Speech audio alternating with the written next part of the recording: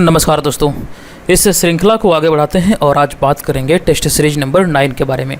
आप सभी को बता दूं, जो लोग यहां पर पहली बार इस चैनल पे आए हैं, पहली बार विजिट किए हैं, उन सभी लोगों को बता दूं कि यहां पर बीपीएससी प्री एग्जाम के लिए टेस्ट सीरीज का आयोजन किया जाता है और ये 9वां सेट है। और आपको बता दूं कि ये फुल लेंथ सेट है जिसमें कि आपको Bihar GK plus current affairs के भी प्रश्न को शामिल किया जाता है। कुल नंबर ऑफ क्वेश्चन जो होते हैं ये 150 होते हैं और इसका मैक्सिमम मार्क्स है 150।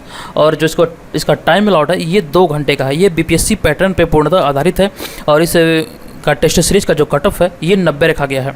तो यहाँ पर आप कोशिश कीजिए कि इस टेस्ट सीरीज को जब आप पढ़ेंगे, ज्वाइन करेंगे, तो यहाँ पर आप कम से कम 90 प्रश्न यहाँ पर सॉल्व करेंगे। आप इस पूरे वीडियो को देखिए और उसके बाद बताइएगा कि यहाँ पे आपने कितने प्रश्नों को सही से हल किया है। अगर हम इसके पीडीएफ की बात करें कि पीडीएफ आप इसका कहाँ से डाउनलोड कर सकते हैं, तो दोस्तों पीडीएफ जो है हमारे पेड ग्रुप में आपको मिलेगा। पेड ग्रुप ज्वाइन करने के लिए केवल 49 रुपये आपको पे करना पड़ेगा। केवल 49 रुपये पे करके हमारे इस टेस्ट सीरीज का लाभ उठा पाएंगे और इसका पीडीएफ प्राप्त करके आप बाद में भी इसे प्रैक्टिस कर पाएंगे।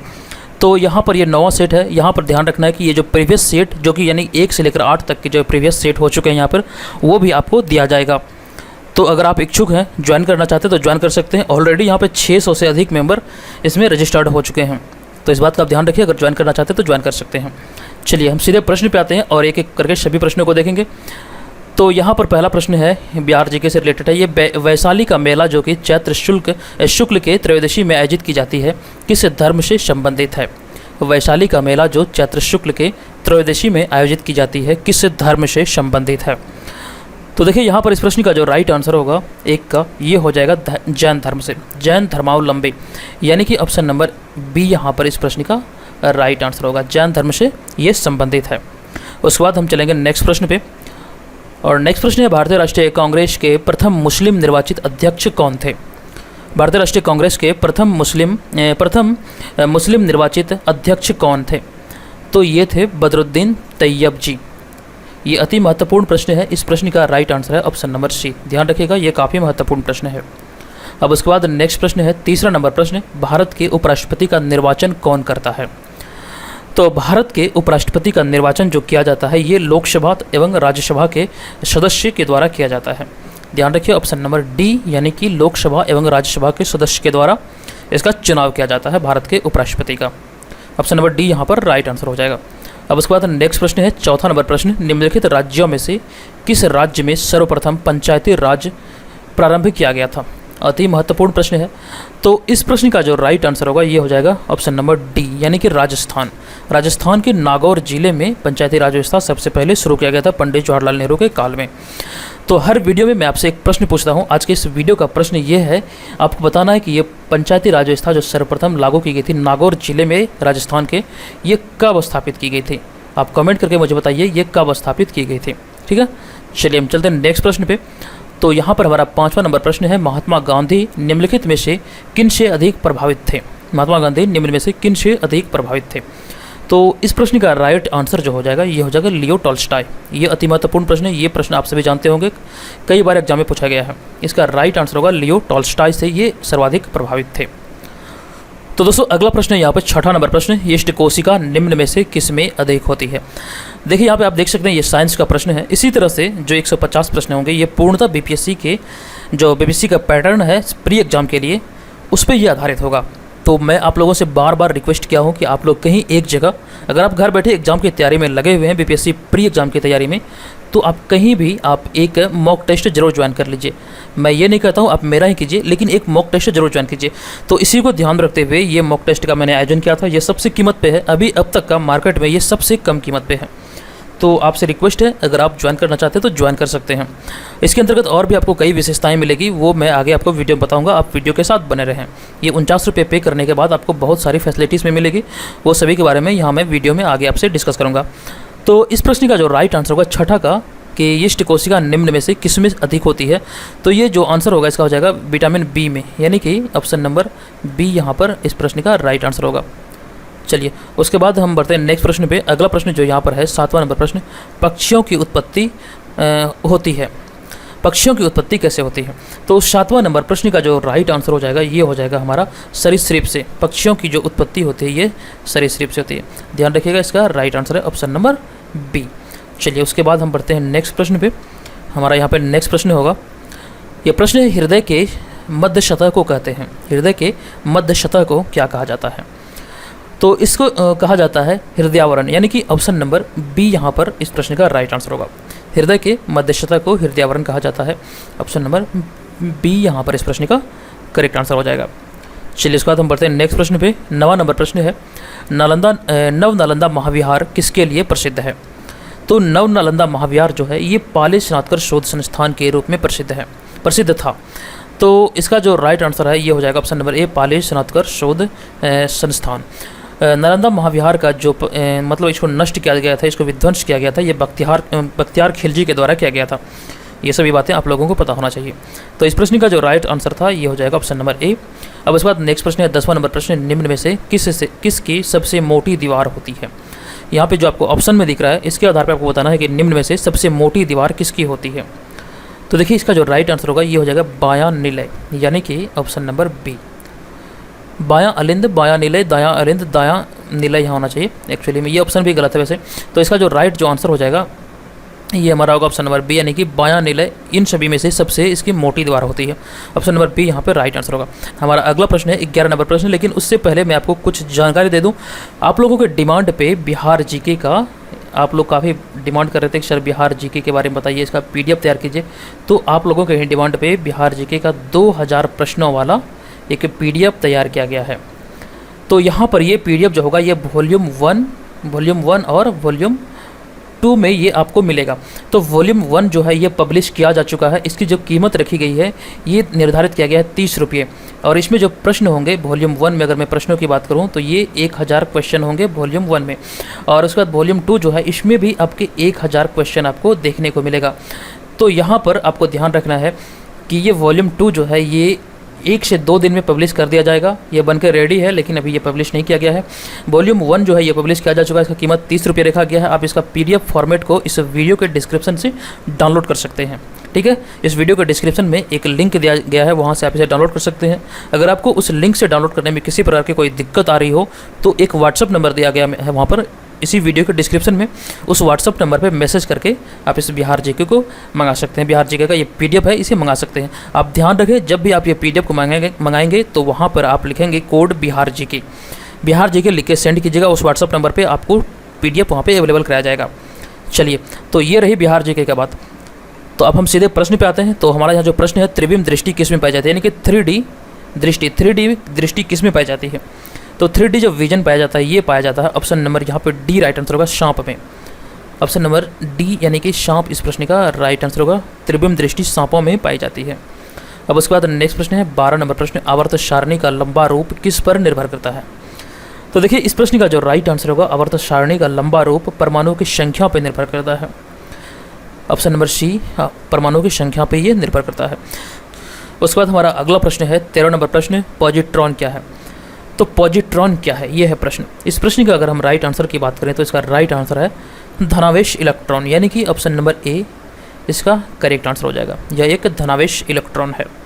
अब उसके बाद बढ़िए नेक्स्ट प्रश्न पे। 14 नंबर प्रश्न है, निम्न में से क्या रेडियो एक्टिव पदार्थ द्वारा उत्सर्जित नहीं होता है? निम्न में से क्या रेडियो एक्टिव पदार्थ द्वारा उत्सर्जित नहीं होता है? तो इस प्रश्न का जो राइट आंसर होगा 14 का, ये हो जाएगा प्रोटॉन। ऑप्शन नंबर डी यहाँ पर इस प्रश्न का करेक्ट आंसर होगा। और फिर उसके बाद हमारा नेक्स्ट प्रश्न है 15 नंबर प्रश्न है, चुंबकीय क्षेत्र के लिए निम्न में से कौन सा कथन सही नहीं है? तो इस प्रश्न का जो राइट आंसर होगा उसका यहाँ पे ऑप्शन नंबर बी, अगर आप देखेंगे यहाँ पे लिखा है चुंबक के अंदर रेखाएं चुंबक के उत्तरी ध्रुव से दक्षिणी ध्रुव को जाती है। ये कथन बिल्कुल सही नहीं है। ऑप्शन नंबर बी यहाँ पर इस प्रश्न का राइट आंसर होगा। एक मैं आपको टिप्स दे दूँ, अगर आप बीपीएससी एग्जाम की तैयारी में लगे हैं तो एक टिप्स आप याद रखिएगा कि बीपीएससी एग्जाम एकमात्र ऐसी एग्जाम है, एक ऐसी परीक्षा है जहां पर आपको सभी प्रश्नों को पढ़ना पड़ेगा। यानी कि कहने का मेरा तात्पर्य यह है कि अगर आप एसएससी एग्जाम को दे रहे हैं, अगर आपका यहाँ पे यही प्रश्न है, चलिए मैं एक दूसरे प्रश्न का उदाहरण लेता हूँ कि बिहार की राजधानी कहाँ है? बिहार की राजधानी कहाँ है? मैंने आपको इसके बारे में कई बार बताया है, आज फिर से बता रहा हूँ, बिहार की राजधानी कहाँ है, अगर ये प्रश्न पूछा जाता है। ठीक है, आप सभी को पता है कि बिहार की एकमात्र राजधानी है पटना। ठीक है, पटना है ऑप्शन नंबर ए में, फिर ऑप्शन नंबर बी में कुछ रहेगा आपके पास, और उसके बाद ऑप्शन नंबर सी में कुछ रहेगा, ऑप्शन नंबर डी में कुछ रहेगा। तो यहाँ पर अगर ये एसएससी में प्रश्न पूछा जाता है या कोई और एग्जाम में जहाँ पे आपके 4 ऑप्शन होते हैं, तो प्रश्न को आप पढ़े कि बिहार की राजधानी कहाँ है, तो आपने आंख बंद का आंसर मार दिया, ऑप्शन नंबर ए हमारा यहाँ पर राइट आंसर है। लेकिन अगर यही प्रश्न आपके बीपीएससी एग्जाम में पूछता है, हालांकि ये प्रश्न अगर आपका यहाँ पे बिहार की राजधानी, तो आप सभी जानते हैं इसका पटना आंसर है। लेकिन अगर कोई ऐसा जगह है या फिर कोई ऐसा प्रश्न है जिसका यहाँ पे आपका 2 राइट आंसर है, तो उस स्थिति में आप पहले ऑप्शन को देख के, अब अगर आपको लगेगा कि पहला ऑप्शन सही है, अब आप यहाँ पर दिक्कत ये होता है कि आप दूसरा, तीसरा, चौथा ऑप्शन को नहीं पढ़ते हैं, क्योंकि यहाँ पर बीपीएससी में आपको 5 ऑप्शन पूछा जाता है। जब आप पहले ऑप्शन को देख लिए कि आपका पहला ऑप्शन यहाँ पे सही हो गया, तो आपको बाद के ऑप्शन को पढ़ने की जरूरी क्या है? ये आपको बिल्कुल गलती नहीं करना है, आपको सभी ऑप्शन को पढ़ना है। हो सकता है option number B, option number C या फिर ऑप्शन नंबर डी, इनमें से 1, 2 या तीनों सही हो जाए, तो उस स्थिति में आपको ध्यान रखना पड़ेगा कि ऑप्शन नंबर ई आपका राइट आंसर होगा। तो इस चीज़ से आपको बचना है। जब भी आप बीपीएससी एग्जाम की तैयारी करेंगे या फिर बीपीएससी एग्जाम देंगे, तो वहाँ पर आपको ऑप्शन नंबर ई ध्यान रखना पड़ेगा, क्योंकि एकमात्र ऐसी एग्जाम है जहां पर आपको ऑप्शन नंबर ई भी पूछा जाता है। तो इस बात का आप काफ़ी अच्छे तरीके से ध्यान रखिएगा, ठीक है। चलिए हम उसके बाद आगे बढ़ते हैं, हम बढ़ेंगे, देखेंगे अगला प्रश्न। 16 नंबर प्रश्न है, कैथोड किरण के लिए निम्न में से कौन कभी सत्य नहीं होता है? तो कैथोड किरण के लिए निम्न में से कोई कभी सत्य नहीं है। तो देखिए इसका जो राइट आंसर होगा ये हो जाएगा, इनकी गतिज ऊर्जा होती है। कैथोड किरण की गतिज ऊर्जा नहीं होती। यही आपसे यहाँ प्रश्न पूछा जाएगा, कौन सा सत्य, कौन कभी भी सत्य नहीं होता है? इनकी गतिज ऊर्जा होती है, ये सत्य नहीं है। तो ऑप्शन नंबर ए यहाँ पर इस प्रश्न का राइट आंसर होगा। जो कैथोड किरणें होती हैं, यह विद्युत चुंबकीय तरंगें होती है, यह प्रायद्वीप प्रेरित करती है और यह पदार्थ से टकराकर एक्स किरण उत्पन्न करती है। तो ये सभी इसके मतलब कि पक्ष में ये सभी सत्य होंगे, लेकिन कौन सत्य नहीं होगा? तो इसका जो राइट आंसर होगा ये होगा, इनकी गतिज ऊर्जा नहीं होती है, यानी कि ऑप्शन नंबर ए यहाँ पर राइट आंसर हो जाएगा। अब उसके बाद 17वां नंबर प्रश्न है कि आधुनिक भौतिक सिद्धांत यह प्रदर्शित करते हैं कि, क्या प्रदर्शित करते हैं आधुनिक भौतिक सिद्धांत? तो देखिए यहाँ पर इस प्रश्न का जो राइट आंसर होगा ये हो जाएगा ऑप्शन नंबर सी, केवल आवेशित कण तरंग व्यवहार प्रदर्शित करते हैं। केवल आवेशित कण जो होते हैं वो तरंग व्यवहार प्रदर्शित करते हैं, यही आधुनिक भौतिक सिद्धांत मतलब कि इसका प्रदर्शित करता है। ये आधुनिक भौतिक सिद्धांत ये प्रदर्शित करता है केवल आवेशित कण तरंग व्यवहार, यानी कि ऑप्शन नंबर सी यहाँ पर इस प्रश्न का राइट आंसर हो जाएगा। अब उसके बाद नेक्स्ट प्रश्न है 18 नंबर प्रश्न, जब एक धातु का छोटा गोला किसी श्यान माध्यम में गुरुत्व के अंतर्गत गिरता है तो क्या होता है? तो देखिए यहाँ पर 18 नंबर प्रश्न का जो राइट आंसर होगा ये हो जाएगा ऑप्शन नंबर सी। प्रश्न को एक बार मैं फिर से रिपीट कर रहा हूँ, जब एक धातु का छोटा गोला किसी श्यान माध्यम में गुरुत्व के अंतर्गत गिरता है तो क्या होता है?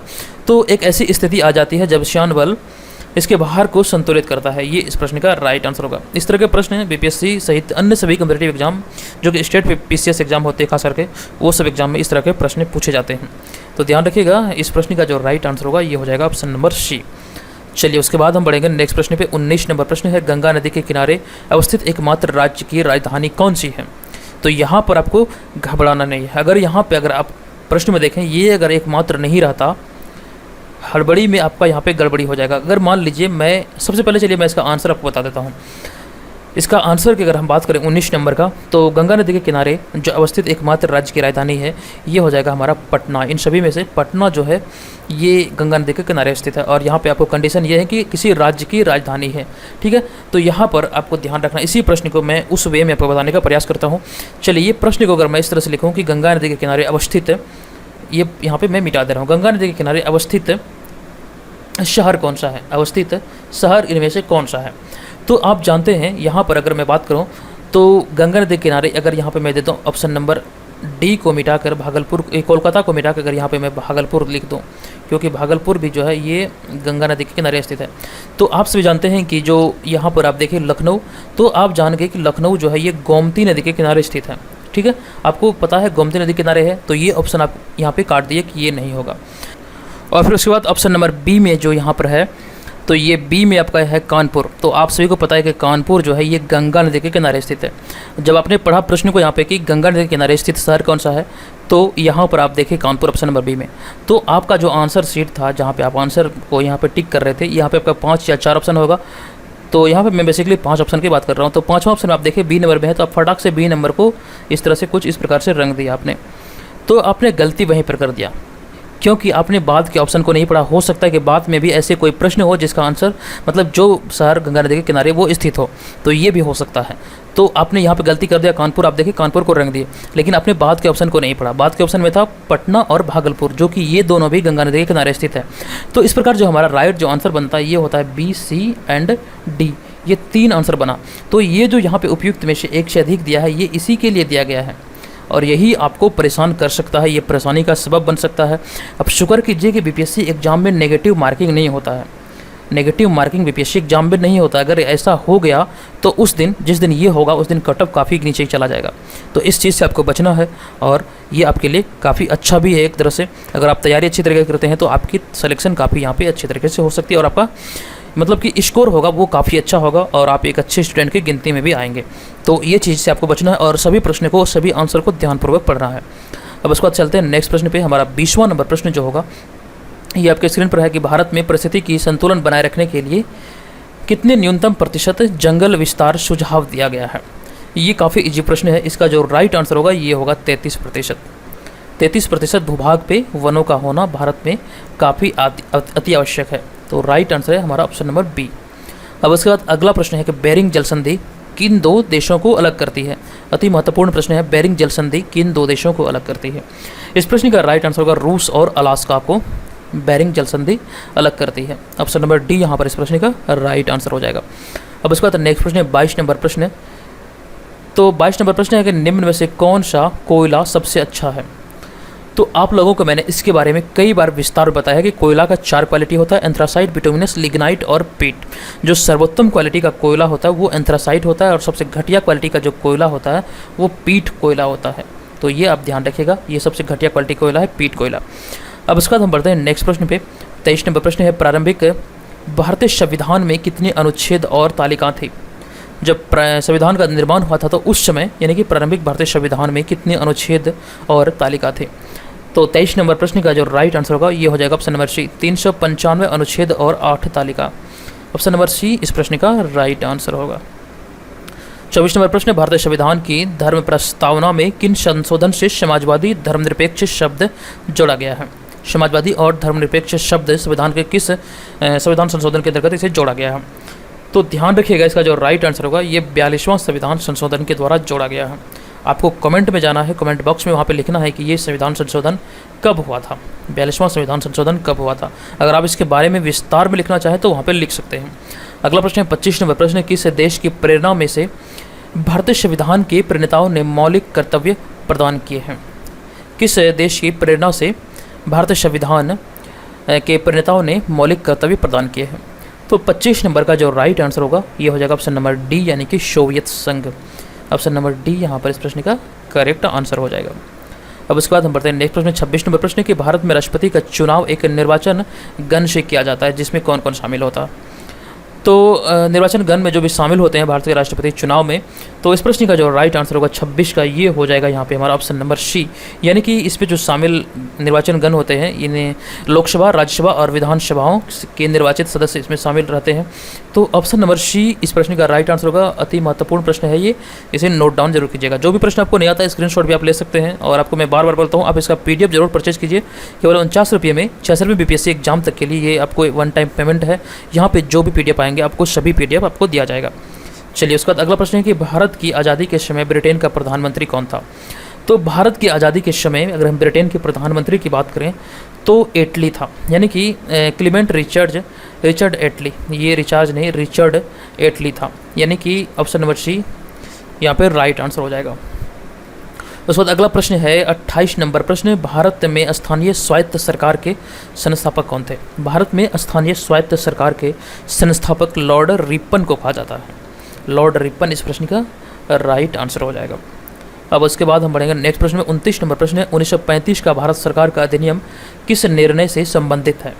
तो 1935 का भारत सरकार अधिनियम जो है ये प्रांतीय स्वायत्तता से संबंधित है, यानी कि ऑप्शन नंबर बी यहाँ पर इस प्रश्न का राइट आंसर होगा। अति महत्वपूर्ण प्रश्न है, इसे ध्यान रखिएगा। 1935 का भारत सरकार अधिनियम प्रांतीय स्वायत्तता से संबंधित है। अब उसके बाद नेक्स्ट प्रश्न है 30वां नंबर प्रश्न है, निम्नलिखित युग्मों में से कौन सही नहीं है। इस तरह का युग्म वाला 1-2 प्रश्न BPSC एग्जाम में पूछा जाता है और पूछा गया भी है। तो निम्नलिखित युग्मों में से कौन सा सही नहीं है। सबसे पहले मैं आपको बता दूं कि इसका जो राइट जो आंसर होगा निम्नलिखित युग्मों में से कौन सही नहीं है, तो इसका राइट है आंसर ऑप्शन नंबर सी, यानी कि रामकृष्ण मिशन। तो देखिए यहाँ पे आर्य समाज की स्थापना दयानंद सरस्वती के द्वारा तो किया गया है। ब्रह्म समाज राजा राम मोहन राय, रामकृष्ण मिशन ये रामकृष्ण परमहंस के द्वारा नहीं किया गया है। अब उसके बाद नेक्स्ट है प्रार्थना समाज केशव चंद्र सेन के द्वारा किया गया है। इसमें इसका काफ़ी अहम रोल था। अब ये जो है रामकृष्ण मिशन ये कई बार एग्जाम में पूछा गया है, कई बार, एक दो बार नहीं बल्कि कई बार पूछा गया और ये काफ़ी ईजी भी है। अगर आपको इसका आंसर पता है तो कमेंट करके ये भी ज़रूर बताइएगा। चलिए उसके बाद हम चलते हैं नेक्स्ट प्रश्न पे। अगला प्रश्न 31 नंबर प्रश्न है, निम्नलिखित युग्मों में कौन सा सही नहीं है। तो यहाँ पर 31 नंबर प्रश्न का जो राइट आंसर होगा ये हो जाएगा option number A, Simon commission 1928 में हुआ था। ये बिल्कुल यहाँ पे सही नहीं, बल्कि दांडी यात्रा जो हुआ था 1930 में हुआ था। और उसके बाद गांधी समझौता ये 1931 में हुआ था।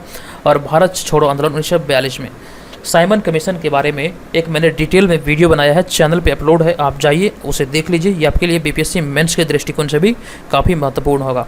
अब उसके बाद 32 नंबर प्रश्न है, टीपू सुल्तान कहाँ का शासक था। तो टीपू सुल्तान जो था ये कहाँ का शासक था, ये मैसूर का शासक था। ऑप्शन नंबर सी यहाँ पर राइट आंसर होगा। हैदर अली का ये पुत्र था टीपू सुल्तान। अब उसके बाद नेक्स्ट प्रश्न है 33 नंबर प्रश्न है, किस ग्रह का कोई उपग्रह नहीं है। तो ये भी अति महत्वपूर्ण प्रश्न, इसका राइट आंसर होगा शुक्र ग्रह। तो शुक्र यहाँ पे ऑप्शन नंबर सी में है, शुक्र ग्रह राइट आंसर होगा। इसे पृथ्वी की बहन भी कहा जाता है, शाम या भोर का तारा के भी नाम से जाना जाता है। और यह एकमात्र ऐसा ग्रह है जिसका कोई भी उपग्रह नहीं है।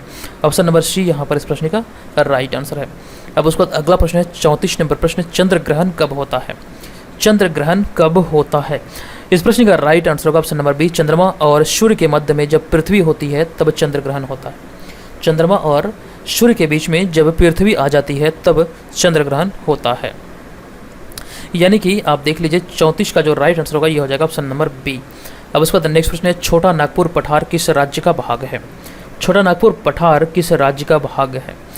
तो ये पहले तो बिहार का भाग था, लेकिन बंटवारे के बाद ये झारखंड में चले गया। Right answer option number C. मैंने आपको कई बार बताया है कि झारखंड राज्य का जो निर्माण हुआ था, संपूर्ण बिहार की भूमि का 46% भूभाग लेके झारखंड राज्य का निर्माण हुआ था। और झारखंड के पहले जो सीएम थे यानी कि चीफ मिनिस्टर थे ये थे बाबूलाल मरांडी। ध्यान रखिएगा ये प्रश्न पूछा जा सकता है। बाबूलाल मरांडी पहले मुख्यमंत्री थे। और बिहार की अगर हम पहले मुख्यमंत्री की बात करें तो डॉक्टर श्री कृष्ण सिंह बिहार के पहले मुख्यमंत्री थे। अगला प्रश्न है 36 नंबर प्रश्न, निम्नलिखित में से कौन सही नहीं है। तो इस प्रश्न का राइट आंसर होगा छत्तीसगढ़ यानी कि बिलासपुर। छत्तीसगढ़ यानी कि बिलासपुर नहीं, यानी कि छत्तीसगढ़ और बिलासपुर ये जो मैचिंग है ये सही नहीं है। झारखंड की राजधानी है रांची, हिमाचल प्रदेश शिमला, उत्तराखंड का देहरादून और छत्तीसगढ़ जो यहाँ पर है, छत्तीसगढ़ का राजधानी है रायपुर। ध्यान रखिएगा छत्तीसगढ़ का राजधानी है रायपुर। तो ऑप्शन नंबर बी यहाँ पे मिलान नहीं है। अब उसके बाद नेक्स्ट प्रश्न में चलते हैं 37 नंबर प्रश्न, हिमालय पर्वत प्रदेश के अलावा भारत का उच्चतम श्रृंग कौन सा है। जो हिमालय के अलावा भारत का सबसे ऊंची चोटी कौन सा है।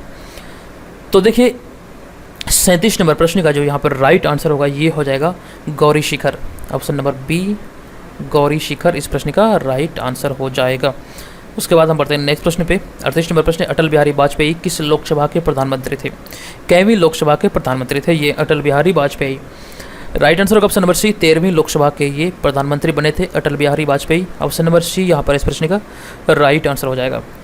39 नंबर प्रश्न है, निम्नलिखित में से किस सुल्तान ने दीन ए इलाही का प्रारंभ किया था। देखिए दीन ए इलाही जो था एक प्रकार का ये धर्म था और इसका जो स्थापना किया गया था, जो इसे प्रारंभ किया गया था ये अकबर के द्वारा किया गया था। ऑप्शन नंबर ए यहाँ पर इस प्रश्न का राइट आंसर हो जाएगा, अकबर के द्वारा ये शुरू किया गया था। अब उसके बाद हम बढ़ते हैं नेक्स्ट प्रश्न पे। हमारा यहाँ पर नेक्स्ट प्रश्न है 40 नंबर प्रश्न है, पवित्र ग्रंथों पर की गई टिप्पणियों का संकलन महाविभाषा किसने दिया था। पवित्र ग्रंथों पर की गई टिप्पणियों का संकलन महाविभाषा किसने दिया था। तो 40 नंबर प्रश्न का जो राइट आंसर होगा ये हो जाएगा वसुमित्र, यानी कि ऑप्शन नंबर सी यहाँ पर इस प्रश्न का राइट आंसर होगा वसुमित्र। अब उसके बाद अगला प्रश्न है 41 नंबर प्रश्न, 1905 में सर्वेंट ऑफ सोसाइटी को किसने आरंभ किया था। सर्वेंट ऑफ सोसाइटी को आरंभ जो किया गया था ये गोपाल कृष्ण गोखले के द्वारा किया गया था। ऑप्शन नंबर बी यहाँ पर इस प्रश्न का राइट आंसर होगा गोपाल कृष्ण गोखले। अगला प्रश्न है, चीनी यात्री वेनशांग किस राजा के दरबार में आया था। यह प्रश्न रिपीट हो चुका है, पहले भी सेट में यह प्रश्न आया था। तो चीनी यात्री वेनशांग जो है ये हर्षवर्धन के शासनकाल में आया था। यह प्रश्न मैं आपको कई बार भी पहले भी बता चुका हूँ। तो 42 नंबर का राइट आंसर होगा ऑप्शन नंबर बी हर्षवर्धन।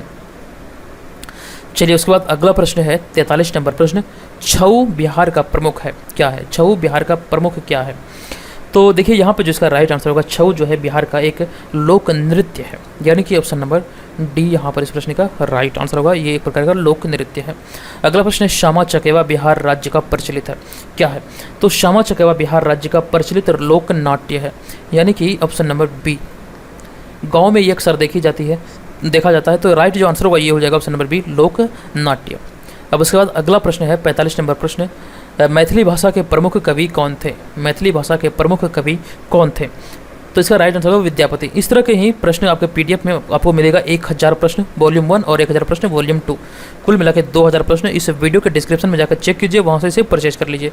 अगला प्रश्न यहाँ पर 46 नंबर प्रश्न, बिहार राज्य की प्रमुख प्रचलित भाषाओं में आप किसे शामिल नहीं कर सकते हैं? जो बिहार राज्य की प्रमुख प्रचलित भाषाएँ हैं उनमें से किस भाषा को शामिल नहीं किया जा सकता है? तो देखिए यहाँ पर अगर हम बात करें इस प्रश्न का जो राइट आंसर होगा 46 का, ये हो जाएगा अवधी। इसको हम यहाँ पे शामिल नहीं कर सकते। जो मगधी, भोजपुरी और मैथिली ये बहुत मात्रा में ये बोली जाती है, मात्रा नहीं कर सकते मतलब बहुत क्षेत्र में ये बोली जाती है। तो राइट जो आंसर होगा यहाँ पे हमारा ऑप्शन नंबर ई करेक्ट हो जाएगा, यानी कि 46 का जो राइट आंसर होगा यहाँ पर हमारा ऑप्शन नंबर ई हो जाएगा। यहाँ पे प्रश्न आपसे पूछा जा रहा था, एक सेकंड में यहाँ गलती कर रहा हूँ। ये प्रश्न पूछा जा रहा है कि बिहार राज्य की प्रमुख प्रचलित भाषाओं में आप किसे शामिल नहीं कर सकते, यह है प्रश्न। तो एक्चुअली में इसका जो राइट आंसर होगा, मैं अवधी को यहाँ पे शामिल नहीं कर सकता, क्योंकि अवधी जो है बिहार में काफ़ी कम बोली जाती है। लेकिन प्रमुख भाषाओं की अगर बात करें तो मगधी, भोजपुरी और मैथिली यहाँ पे सर्वाधिक बोली जाती है। तो राइट जो आंसर होगा यहाँ पे हमारा ऑप्शन नंबर ए यहाँ पे करेक्ट हो जाएगा। अब उसके बाद अगला प्रश्न है 47 नंबर प्रश्न, प्राचीनतम मैथिली का वर्तमान स्वरूप समझी जाने वाली बोली कौन सी है? प्राचीनतम मैथिली का वर्तमान स्वरूप समझी जाने वाली बोली कौन सी है? तो 47 नंबर प्रश्न राइट आंसर होगा अंगिका।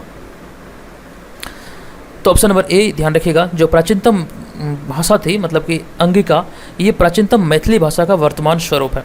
ऑप्शन नंबर ए यहाँ पर इस प्रश्न का राइट आंसर हो जाएगा।